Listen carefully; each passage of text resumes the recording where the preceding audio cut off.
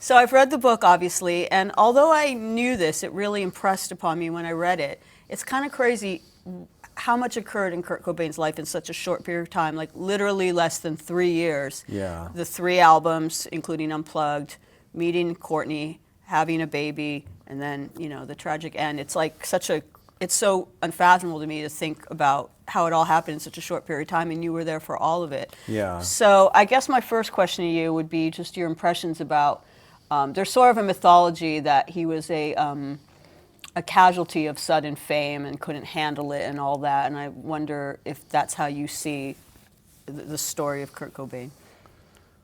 Well, there's no question he became famous very quickly.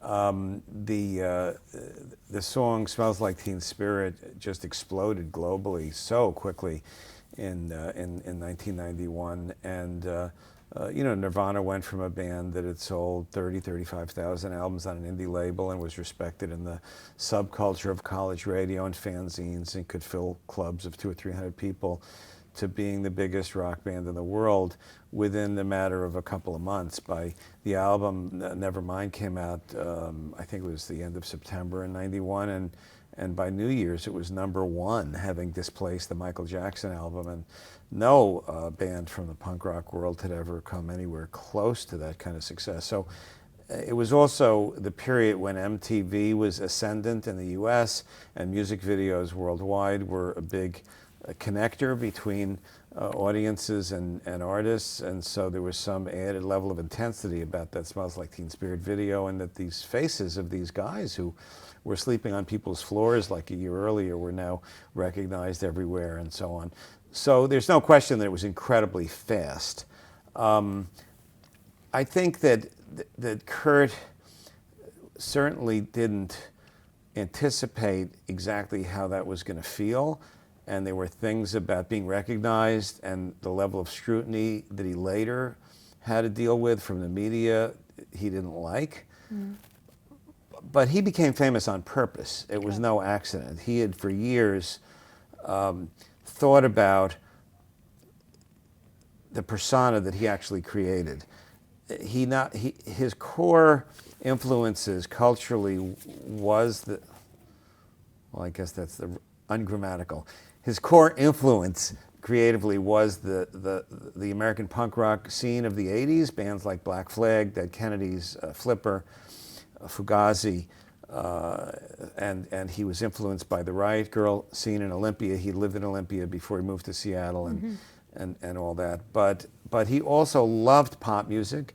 You know, the members of Nirvana all were Beatles fans, and they knew it was a little bit uncool in the punk world, so they used to coyly call it the B word. But Kurt listened over and over again to Beatles records. He loved ABBA. He also loved certain heavy metal music like Black Sabbath or AC/DC. He didn't like the misogyny of the lyrics, and he didn't want to be a heavy metal artist in that lane.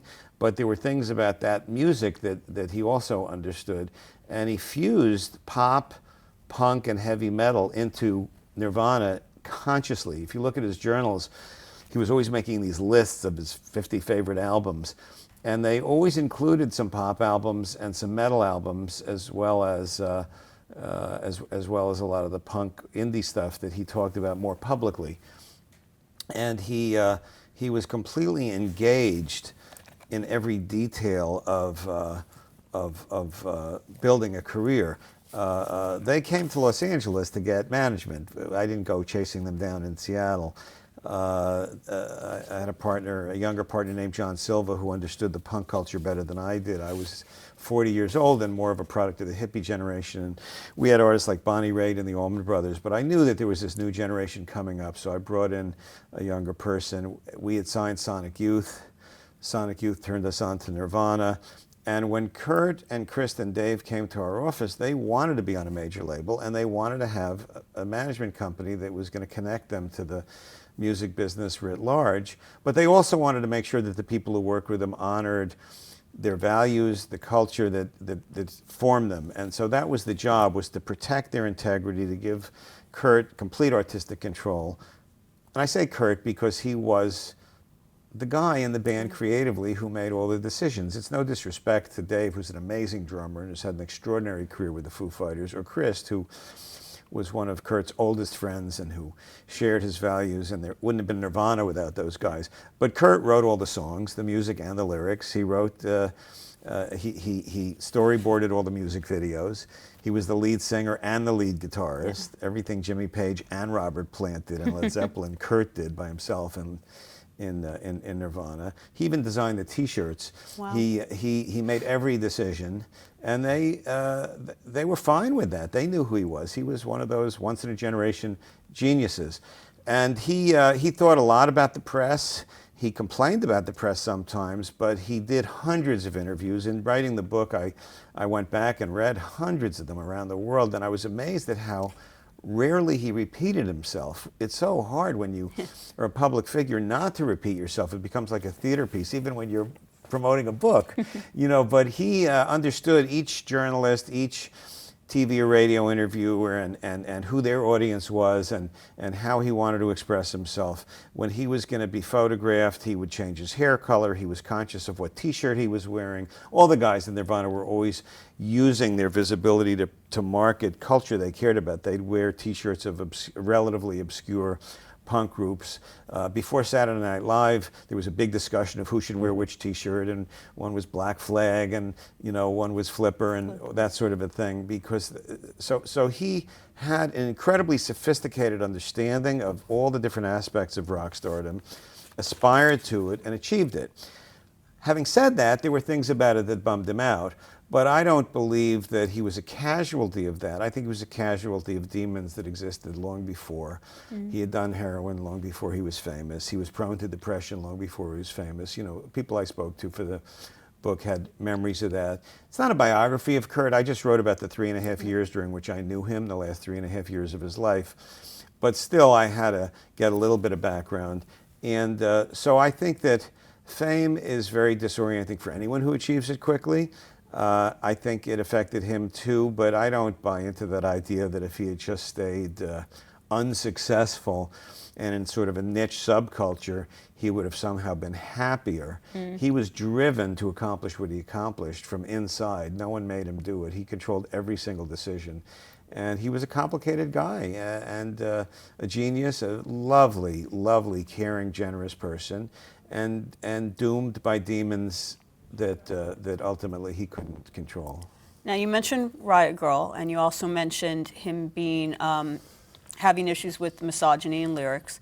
And one thing that I always thought was so wonderful about Kurt was he was the biggest rock star in the world and had all walks of life of fans, and he really used his platform to espouse women's rights and also LGBTQ rights. Yes. And I'd love to talk with you about that, because I remember in the Incesticide liner notes, he said something to the effect of, if you're a homophobe or you hate, if you're a sexist or whatever, like, don't buy our music, don't buy our tickets, which is a very hard line to take, and a lot of artists even now won't do that. I don't know any other artist who on an album cover told people not to buy their records if they had certain views. As far as I know, he's the only one who ever did that. So let's talk a little bit about that, because he, as his audience got bigger, sometimes his audience wasn't always people who shared his views. Right.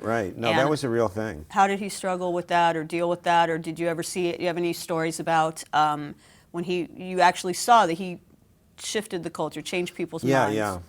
Well, he went through different phases of of how he wanted to relate to political issues as a rock and roll artist, lead singer, and ultimately star.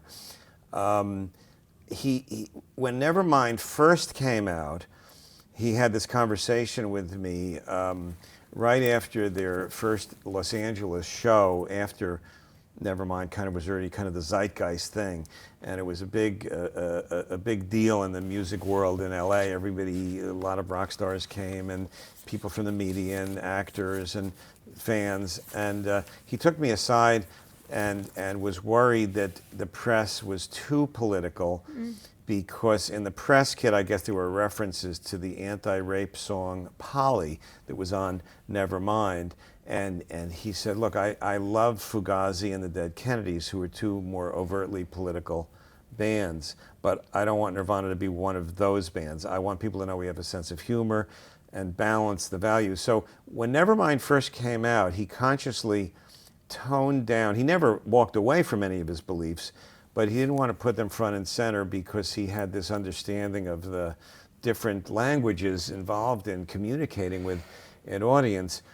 But by 9 or 10 months later, once they became more successful, he wanted to be more, used his fame more to advocate his beliefs, which, as you say, he was a feminist. The band had done a pro-choice show around Nevermind, so it's not like they didn't do anything. It was called Rock for Choice. It was it was right after him and Courtney had gotten together, and Hole was also on the bill.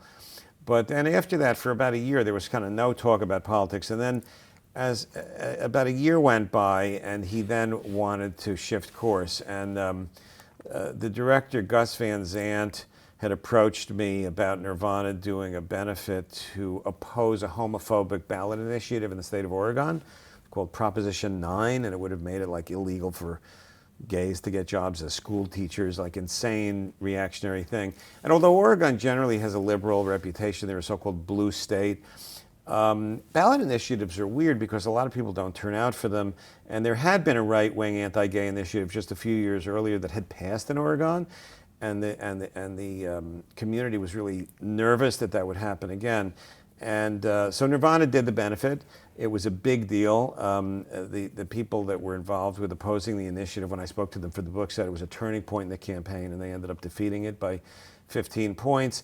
And then he did something for free speech in Washington State, which Chris was a particular advocate of, and he made sure to, when he was cutting back on interviews, he still did a long interview for The Advocate. He wrote those liner notes that you referred to, and really made it clear that he was subverting the macho archetype of rock and roll and replacing it with somebody with values that respected women and gays and that respected sensitivity, and at the same time could rock better than anyone else and could appeal musically to heavy metal audiences. So yeah, when they were doing stadium shows, him and Chris would both talk about how sometimes they were worried that some of the fans there were the kind of people that kicked their asses in high school. A massive pop success attracts not only people who understand the music, but people who just want to kind of be in with the in crowd. And he tried to honor his core fans. And, I'm sure there were some people that were bothered by some of those positions, but it didn't seem to affect their popularity.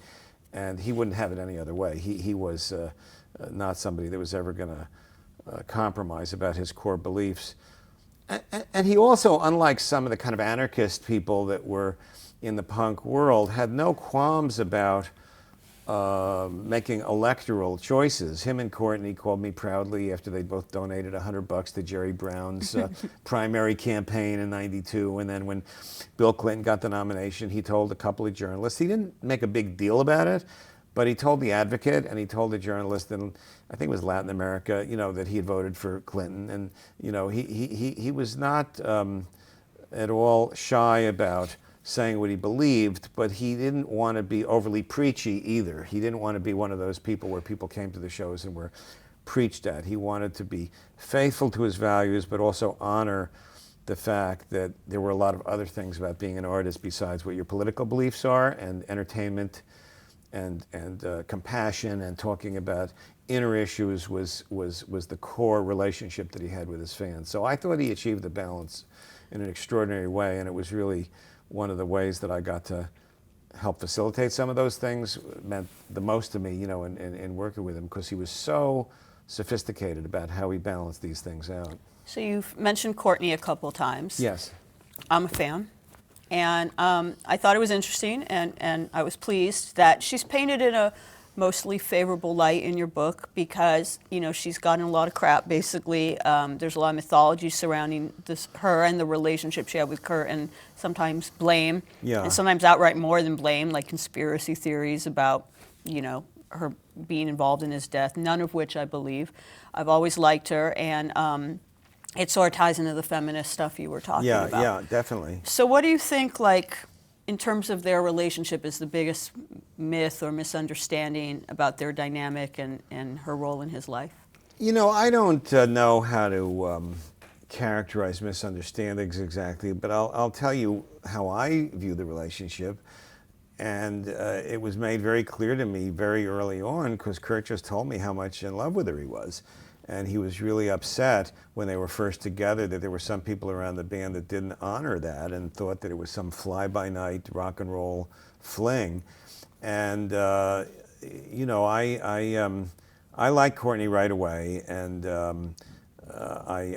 but more to the point, being older gave me a little bit of an advantage. It was a disadvantage in terms of really understanding the influences of the culture that they had grown up in, and it was a disadvantage just you know, I had a little bit of a, even though I then as now wore blue jeans and sweaters, I was a little bit of a suit compared to the younger people that were contemporaries of the band. But it gave me a little advantage in recognizing the relationship. I knew it. I knew these were people that were in love. Whether they were not conventional people, they were artists, and they came from damaged backgrounds, and they both developed drug problems, but they were in love. So that's the core thing about it, is that he loved her. No one made him love her.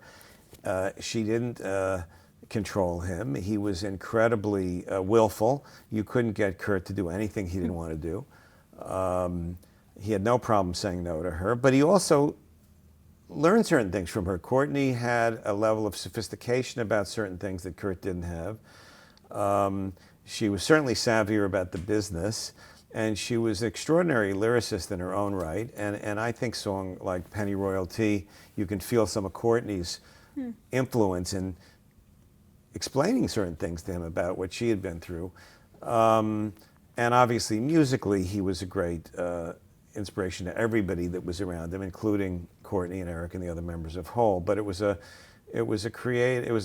marriage of two artists, and you know, people who didn't get it, I thought, were foolish. Now, they both had drug problems, which have been widely publicized. I am someone who despises the effect that heroin has on people. I did then, and I do now. And they could do stupid things when they were stoned. And Courtney could do stupid things more loudly, because she's more loud. Yeah. Kurt was more quiet. And I'm not claiming that she's perfect or a saint or anything like that. Neither, by the way, am I. But you know, I like her. I think she's a great artist. I think her legacy speaks for itself. I think Hole's lived through this. At the end of '94, was voted the album of the year by Rolling Stone and Spin. Yeah. And I think there's many, many hundreds of women who were inspired to become artists because they saw that Courtney could rock in a way that very few women, I mean, you can count on the fingers of your hands the women that have been able to compete at that level in rock and roll. And, you know, I like her. And there were people that didn't, and some of the divisions and hurt feelings still linger even decades later. But I'm very clear about that. From the very beginning, I liked her. I still like her. I don't, there have been years at a time when we were out of touch. She did graciously cooperate and talk to me a couple of times for the book, which meant a lot to me. But I can't wait to read her memoir. I think it's going to be out in the next couple of years, and she's one of the smartest people I've ever met, no question about that. Yeah. And what I just tried to do, though, was paint a portrait as accurately as I could of those 3.5 years, and she was certainly part of it. And I was prone to be on her side most of the time because I was an advocate for Kurt, and Kurt was on her side. And I also was the manager of Hole when they first made their record deal.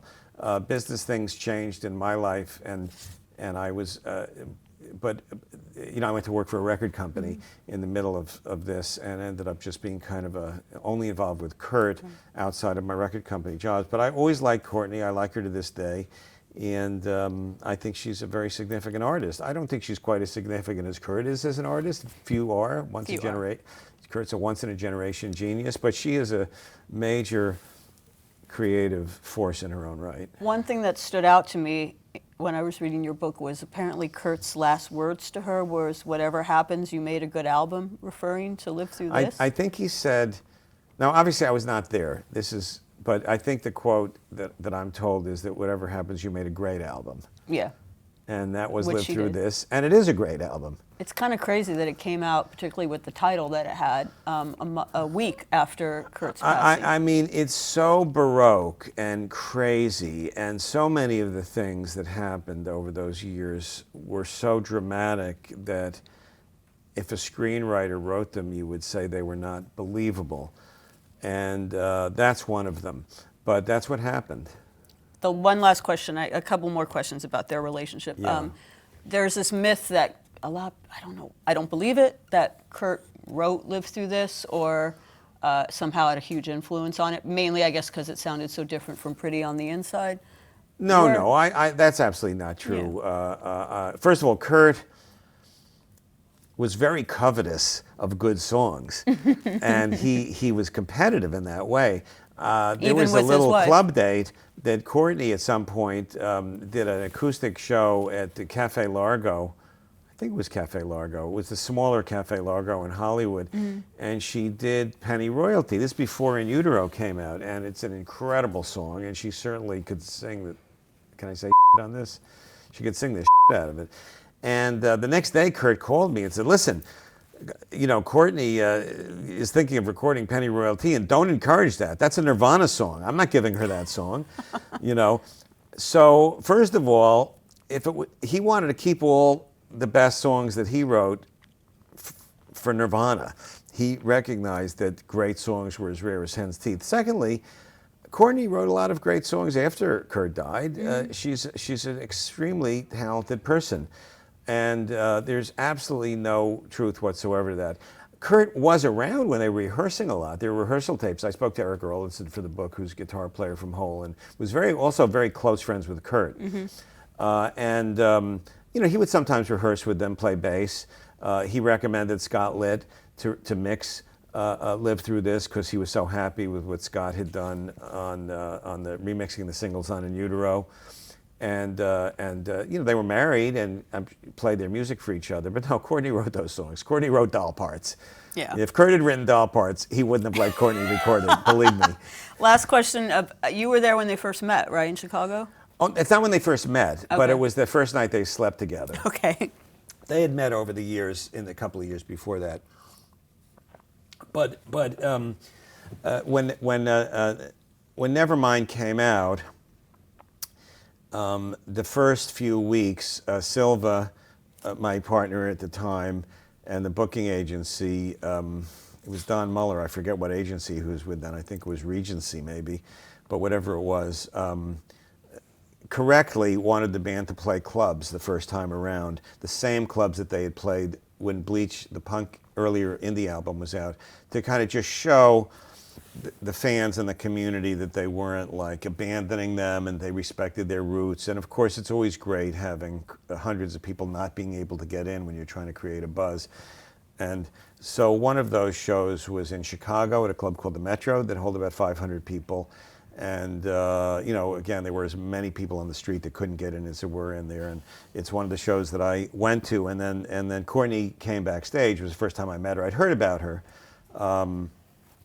But she introduced herself to me.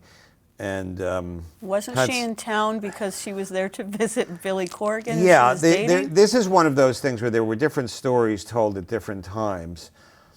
But when this did come up when I spoke to her for the book, and she said that the truth is that she did go there to see Billy Corrigan.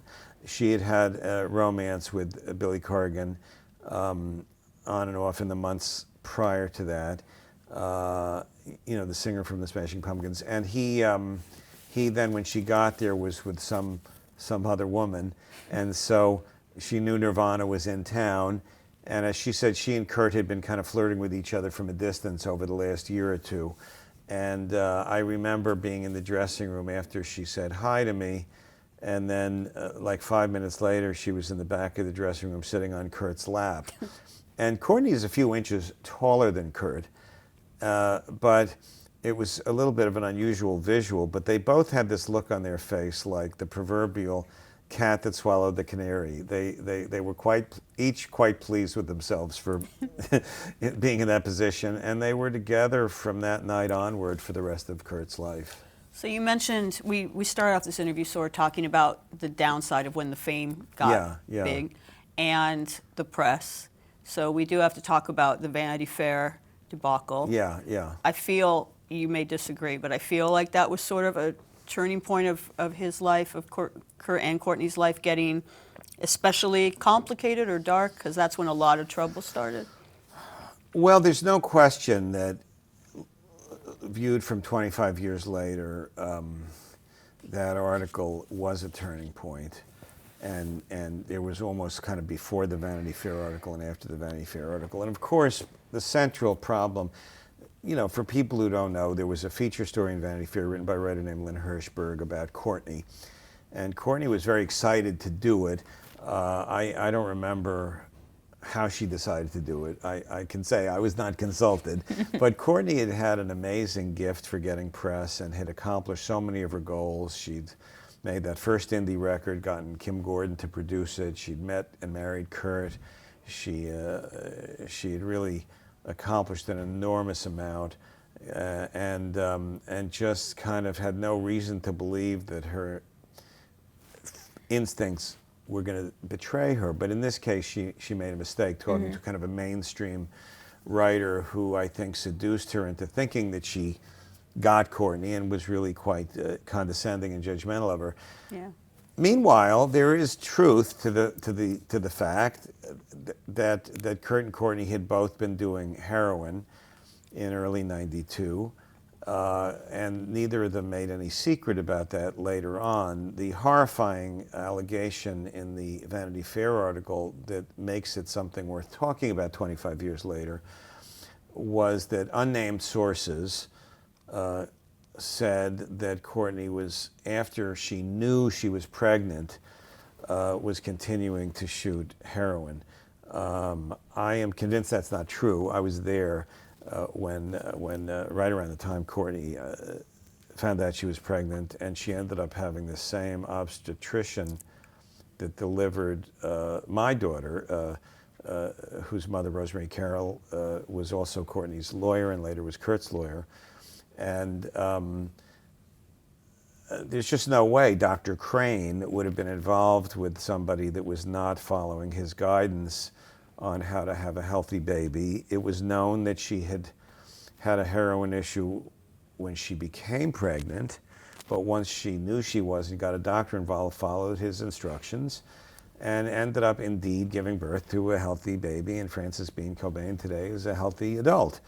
So there's no question with the passage of time that Courtney's version of the story was true, is true.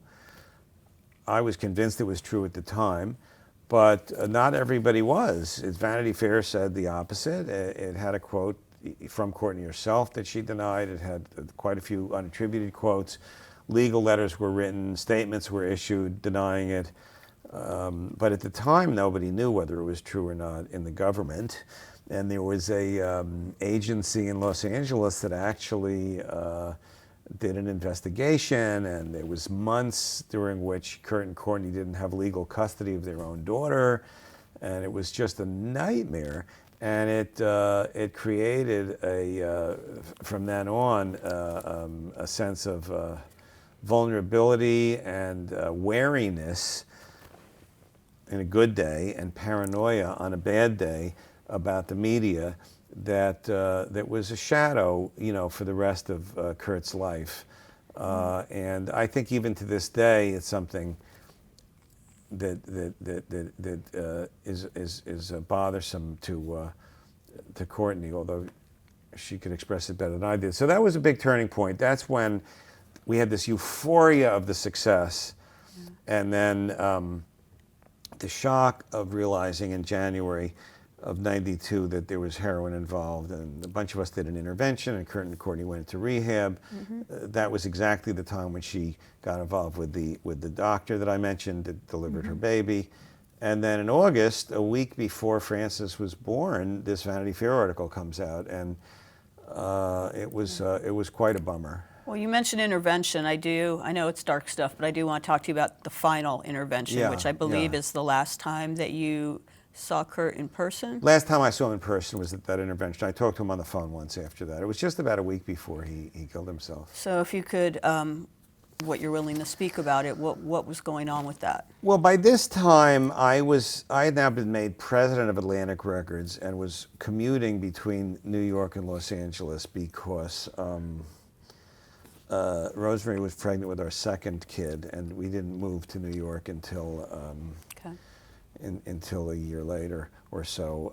And so I was in New York, and Courtney called and asked if I would come and be part of an intervention. She was really worried about Kurt, said it was the worst she'd ever seen him, and so forth. So Janet Billig, who's now named Janet Rich, also was living in New York, and she found some dude who was been part of interventions before, 12-step person, the theory being that someone who kind of had just been around that would add a little gravitas to it. It's so hard to know what's going to work, and you just get advice from people, and it's a lot of guesswork involved. So the three of us flew to Seattle, and then there were quite a few people and my memory is maybe half a dozen people had flown in from LA. I don't remember who it was, but there ended up being 7 or 8 of us in my memory there, and Kurt was really stoned. We went to the house, and it was weird, and he was not happy at feeling invaded by people lecturing him on how he should behave, and who would, but I just kept, and he had different things that were bothering him that he would bring up about, his career and about being famous and about other things about his life. And my message was just, whatever is bothering you, you can't make a good decision when you're strung out. Get clean. And then whatever you want to do, I'll help you do whatever you want to do. But you can't make any good decisions this way. There's no good future in it. Just a typical anti-drug, get clean plea. And I describe it in some more detail in the book. In the book, you sort of describe that you maybe have some regret about how it was handled, or you wish you'd said other things. Well, I was in a hurry to get home, and I let an impatience and brittleness get into my tone. That sounds like a subtle thing, but it's the whole ball game when you're communicating with somebody. It's not always the words, it's how you say them. And I didn't want to miss the plane to LA. I'd been away from my family in New York, and this was sort of an extra stop. And otherwise, maybe if I'd stayed another hour, I would have thought of some intelligent thing to say, or got him to take a walk, or you just go over in your head, is there something I could have done? So I called him when I got home and just said, look, I'm so sorry if I came across judgmental, or I love you and I just want you to be happy, and I'm just trying to be helpful, and if it did, that kind of a thing. And my daughter, Katie, by that time was close to 3 and very precocious, very verbal, and Kurt loved her, and they used to play a lot. Before Francis was born, it was almost like a practice kid for him. And so I put her on the phone thinking that would cheer him up, and she told him that she was upset that Francis had pinched her the last time they were together, and could Kurt please talk to her about that? And I thought it would, and he got back on. He still sounded really just depressed and wiped out, and She didn't cheer him up? and I just told him I loved him, and that was it. So anytime somebody kills himself, I think people around them always wonder if there's something they could have done. I don't really believe there is, because certainly I've read some, if you read what psychiatrists or philosophers or priests or rabbis or yogis or philosophers, people who've studied this stuff, nobody seems to have come up with any particular solution to it. I think there's 50,000 Americans a year kill themselves. 3/4 of them are male, half of them are with guns, hundreds of thousands of people a year. And then, people say, well, if somebody had a bad childhood, or if they're on drugs, or they're prone to depression, or they're isolated, or what are the predictors? Having relatives who killed themselves could be a predictor, and Kurt did have 2 uncles who'd killed themselves. But for, you can have 19 people with those same painful circumstances who don't kill themselves, and one does. And why the one does and the 19 don't, and what do you do about it with an adult who's got all the legal rights of an adult, except beg them not to engage in self-destructive behavior and to try to expose them to options for help. So I'm, I'll never get over it. Nobody who cared about him will, and no one who cared about less famous people who killed themselves will ever get over it. But it's what happened. It's part of the mystery of the human condition, and I love him anyway. I'm glad he was alive for those 27 years. I wish he hadn't done it, but I'm glad I got to know him and that the world got to know his music. And I think it's dangerous to try to pretend to understand things that really human beings don't understand. It is an odd question, but given that there had been the incident in Rome earlier, and you had seen all the things, the other rehab trips, the heroin problems that had existed, I'm trying to phrase this right, did you sort of worry that this was going to happen? Did you fear the worst? Did you see this coming in any way? Well, the minute that there was, earlier, again, the first time that I and quite a few other people in the band's life knew that he was doing heroin had been a couple of years earlier. It was January of '92. It was exact moment when the band did Saturday Night Live for the first time, coincided with a couple of articles having come out and all of us seeing Kurt stoned. And the minute someone's doing heroin, you worry they're going to kill themselves. I mean, this is not a rocket science. People can overdose. A lot of musicians in particular have overdosed. It's extremely high-risk behavior, and it's impossible, especially if you're in the rock and roll world, not to worry about someone dying young when they're doing heroin. I mean, there's really pretty much two outcomes. Either they get into some kind of usually it's a 12-step program or some other epiphany that they have in which they stop, or they die, or they go to jail. I mean, those are kind of the three things that happen. I mean, you don't see a lot of 70-year-old functioning junkies. So that was always a worry from the time that I knew he had a heroin problem. Rome was incredibly scary. I always kept praying and thinking maybe this time he'll turn it around, because when you talk to people that have had alcoholics or drug problems, a lot of them try different things several times before they really turn the corner. People will be into rehab 5 or 6 times. They'll go into a 12-step program, leave it, go back, leave it, go back. And there were some examples, like David Crosby, for example, from my generation of rock and roll, had been such a mess and actually was in jail and, just was so close to death so many times, and well into his, well into his 30s, maybe 40s, finally turned it around, and he's today a healthy, beautiful being.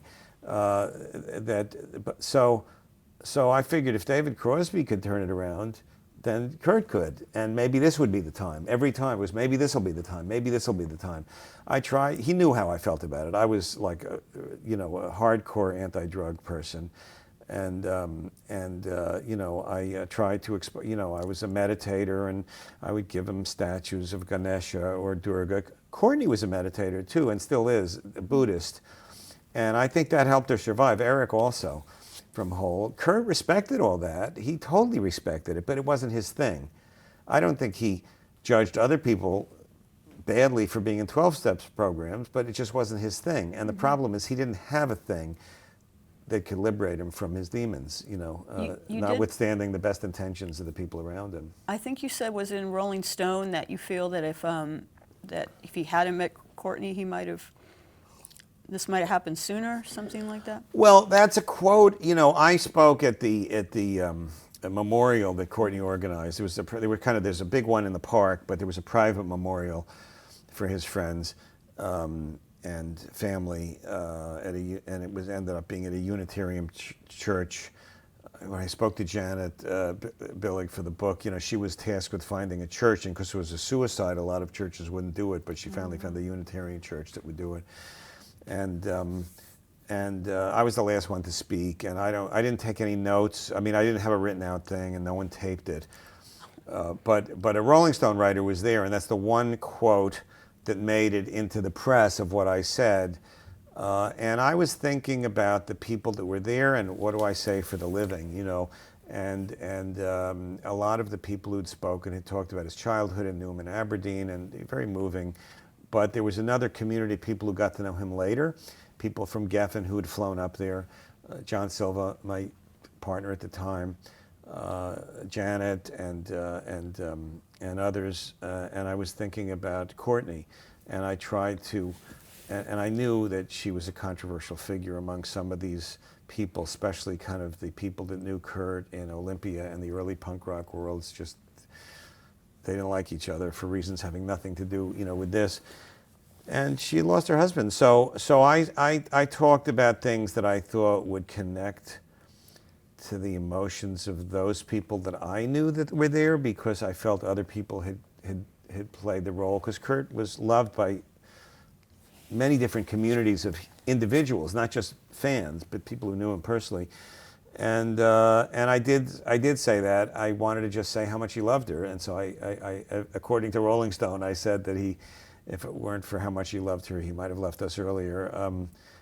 I meant it at the time. Again, I didn't write it down. It just sort of came out. I wanted to acknowledge that for all of the problems and the drugs and the tabloid weirdness, that these were people who loved each other, you know. So I don't actually know that that's true. I didn't say it through any deep analysis. It's what I said in the moment, trying to acknowledge the humanity of people there. You mentioned in the beginning of your book your eulogy and how there were some people that were actually maybe angry about it. And in general, it seems like there's still, 25 years later, so much anger a lot about his death. Fans being angry, or I remember Andy Rooney saying some stuff. It's curious that people still like have such strong feelings about, like they're angry with him. Well, look, I think it's not just Kurt. I think when someone commits suicide, a lot of people take it as an act of great hostility to the survivor, especially the family members. And that is a very common response. And there were certainly people that I spoke to very, very close to Kurt, like Chris and Eric, for example, who just openly said, how could he do that? What's wrong with him? How could he do that to his daughter? And I respect those emotions. I mean, I totally respect it. It doesn't happen to be my emotions. You never felt that? No. I felt enormous grief, as I still do.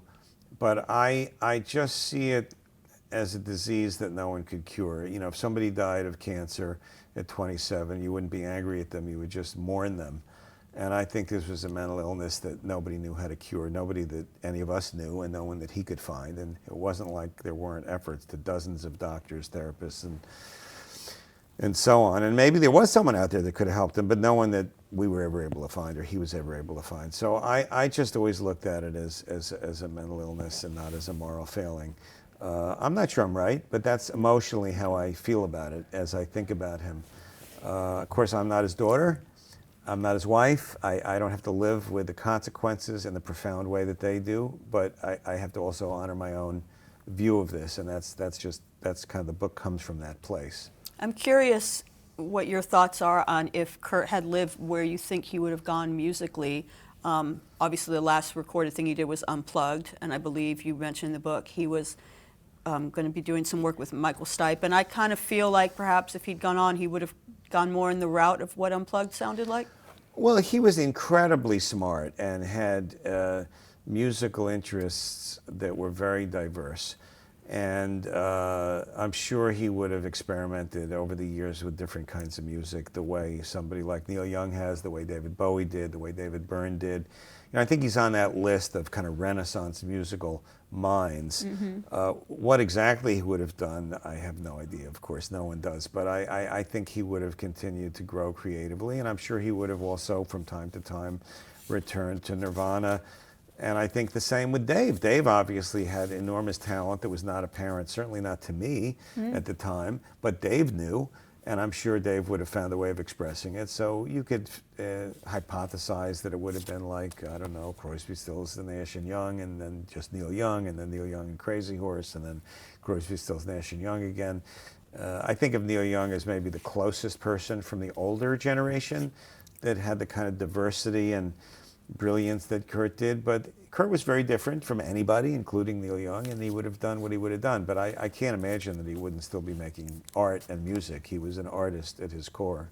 You mentioned the beginning of your book. I want to kind of wrap up with talking about his legacy.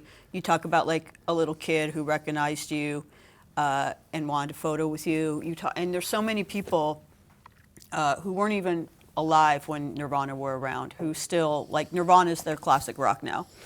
Yeah, of course. They wear the Nirvana T-shirts and they're like a 12-year-old boy or whatever. Yeah. What do you think it was about him and about Nirvana that kind of transcended so many different types of people and transcended generations? There are a lot of his peers who were huge at the time, but they're not necessarily the classic rock of Generation Z now.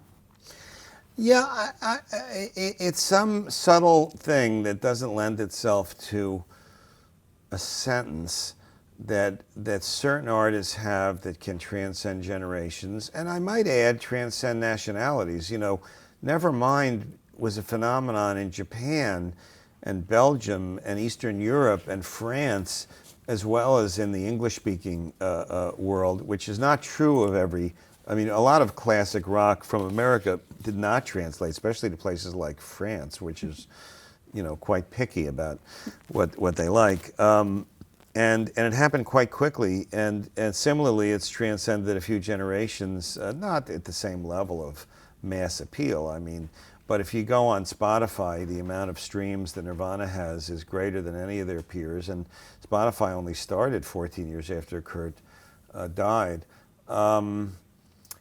I think that he was tuned into something timeless about what it is to be a human being in a society that you feel alienated from, and how to try to cling on to some integrity and also recognize the darkness, and something about the combination of his voice, and I do think he's one of the great singers, almost on a list with Billie Holiday and other great classic great singers over the years, and the sophistication and complexity of his writing that that touches people in a way that transcends generations. That's kind of just answering the question by stating the question, but it reminds me in a way, I was trying to think of an antecedent for it. I mean, there are other artists, like Bob Marley, for example, continues to be relevant, even though he's been dead for a long time. Bowie, I think, John Lennon, Dylan is alive, but I think his music has lived on, although not necessarily so much to younger people. Yeah. To me, I'm always a Dylan freak. But I think that, I remember when I was 13 or 14, I read the novel Catcher in the Rye by J.D. Salinger, which had been this huge thing 10 years earlier. And it wasn't my generation. It was describing kind of the 50s and an alienated kid in the 50s. But yet the artistry of the way Salinger expressed this kid's emotions made me feel less alone. I can't even explain how that happened, but I'm one of millions and millions of people, and Catcher in the Rye has been reprinted like a zillion times, and still you can find it in any airport. And it's got to be 60, 70 years since it came out. So there are certain artists that just do that, and he was one of them. And I don't exactly know how he did it, but there's no question that there was something more timeless about the essence of what he did than just the exact musical trends of the time, even though he also was a master of the musical trends of the time, which is why he was able to have #1 hits. My last question related to that is, in the mythology of rock and roll, we sort of have, you know, BN and AN, like before Nirvana and after Nirvana. And Nirvana, Nevermind specifically, is brought up as something that sort of effectively killed hair metal and basically ushered in what we now look at as the alternative rock revolution, and many other bands that got signed in their wake from Seattle and otherwise. So I guess, do you think that alt-rock revolution, that changing of the guard, would have happened if Nirvana, would another band have ushered that in if Nirvana hadn't came around, or would we be looking at a very different musical landscape in the 90s and beyond? Probably. I think Pearl Jam would have found an audience. I think they're a great band. I think Nirvana made it a lot easier for Pearl Jam to find an audience, and Pearl Jam's big success came within months of Nirvana's big success, as did Soundgarden's breakthrough. Even though those bands had been around for a while, it was Nirvana that kind of proved to radio programmers at MTV and that there was a mass audience for a more intimate, less polished kind of rock and roll. So I think Nirvana definitely was the catalyst in the media for a younger generation differentiating themselves from people 5 or 6 years older. But generations are going to come and, anyway. I think maybe the success of that music delayed by a couple of years hip-hop's ascendance in replacing basically rock and roll as the primary voice of teenagers. I think Destiny, when you look at the history of music, the bigger thing that happened was hip-hop emerging, and especially, once the gangster rap and, NWA was kind of around the same time as Nirvana, and ended up actually having quite a bit more influence. But I think that what Nirvana was certainly, it created a lane for at least 6 or 7 other artists to reach a mass audience, because, like I said, it reassured the mass media that kind of music had an audience. And I think also you could make the argument that they were the last rock band to also be a major mass appeal cultural and pop phenomenon. Yeah. They're still rock and roll. I'm involved with it. I'm a rock fan. I wish I understood other genres as well as I understood rock, because rock's now more of a niche genre, commercially speaking. When people like Drake have 1 billion streams, you're not going to see a rock band getting 1 billion streams probably. But so in a way, it was sort of the bookend of an era that started with the Beatles, where a certain kind of rock and roll was the dominant mass appeal culture. It did create a space for a number of other artists, both from Seattle and elsewhere. I think Green Day and Offspring, also had an easier time because of what happened with Nevermind. But I think Green Day would have been successful with or without Nevermind. I mean, they were a great band. But Nirvana was the one that opened that door, no question about it. You mentioned hip-hop, and actually a lot of hip-hop people are really big Kurt Cobain fans. I know. Kid Cudi and Kanye and quite a few others have referenced him in lyrics, Eminem. And I think it's not the music. I think it's his authenticity, it's his commitment to being a vulnerable human being, unafraid of darkness, and his integrity and intensity that somehow made him a respected artist in that world, even though the music is obviously completely different. And I'm sure he would be really proud of that. The last thing I want to ask, since we talked about hair metal, is I do want to talk a little bit about he had some kind of feud with Axl Rose, because at one time Nirvana and Guns N' Roses kind of coexisted on the charts as the 2 biggest rock bands in the world. And then, I don't know, it seems like Axl was a fan at first, and then what was that rivalry? Well, when they were on the same label. Yeah. So the official label that released Nirvana's record was called DGC, but it was an imprint of Geffen Records. It was the same staff, same company. DGC was kind of created to be a alternative lane to just focus on certain artists, but it was an imprint. So there was all the same people. They were on the same label. And when the early tapes of Nevermind were floating around, I guess someone played it for Axl Rose, and he liked it enough that he said something nice about them. And I think he wore a Nirvana hat in one of their videos. Maybe it was November Rain. And so that was the one positive moment, and that didn't last very long. Yeah. I think that Kurt and Nirvana, had a real fierce sense of differentiating themselves from the commercial rock and roll scene that was prevalent before they arrived, the so-called hair bands. And I don't think it's exactly fair to call them hair bands. They all played music. Axl Rose is a great singer. Guns N' Roses, I think, is a great band. But there was definitely a macho, swaggering, identity to those bands that was really diametrically opposed to the idea of masculinity and integrity that Kurt and Nirvana and bands like Pearl Jam had. And so it became, so Kurt, was trafficking in that also in terms of the media and how they were imaging themselves. So I know at the LA show after Nevermind came out, Axl Rose was there with Eddie Rosenblatt, the president of Geffen, and Eddie said to me, "Gee, Axl wants to come back and introduce himself to Kurt." And I told Kurt this, and Kurt says, "Oh God, I don't want to meet Axl Rose." So we ducked out the back. And then I went back and gave passes to Eddie, saying, "Oh, here's your passes." But then when they went in, we weren't there. And, it was a charade that was at least didn't openly say, "No, I don't want to meet you." But Axl Rose probably knew what happened. And then later on, he asked him to do some birthday party. And of course, Nirvana's not going to do a birthday party for Axl Rose. And Kurt's whole thing about being a feminist. And again, this was a time when Guns N' Roses had a song that was on one of their big albums that referred to and you couldn't have something more offensive to somebody like Kurt than that. So they were just culturally in different camps at that time. And then after the Vanity Fair article came out, Axl Rose said something very rude, that Kurt and Courtney should be in jail or something like that. It was pretty gross. And right after that, we were all at the MTV Awards together.